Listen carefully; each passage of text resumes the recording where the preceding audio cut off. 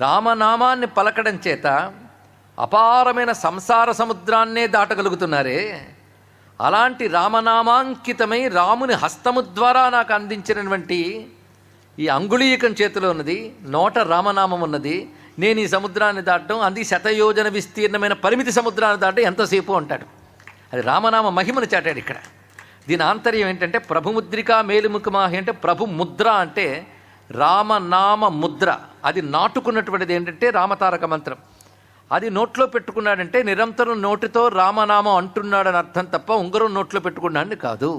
కనుకనే ప్రభుముద్రిక మేలుముఖమాహి అంటే నోట రామమంత్రం ఉన్నటువంటి నేను ఈ శతయోజన విస్తీర్ణమైన సముద్రం అంటే పరిమితి సముద్రం. దాని 100 యోజనాలనే పరిమితి ఉంది.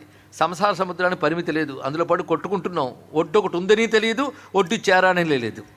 అందుకే చాలామంది సంసార సముద్రంలో ఉన్నవారు ముక్తికి ప్రయత్నం చేయరు, భగవత్ప్రాప్తికి ఉద్యమించరు.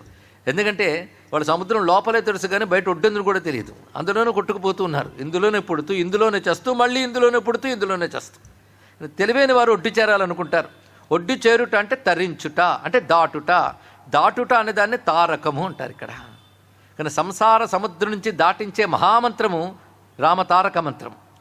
దానిని నోటి యందు పెట్టుకున్న నేను ఇది దాటడం ఎంతసేపు, సంసార సముద్రాన్ని దాటిస్తున్నదే, ఇది దాటడం ఎంతసేపు అంటాడు. ఆ భావం ఇక్కడ తీసుకోవాలి. ప్రభుముద్ర అన్నప్పుడు ఇక్కడ రామతారక మంత్రము, భగవన్నామం ముద్రితమైనది మంత్రము.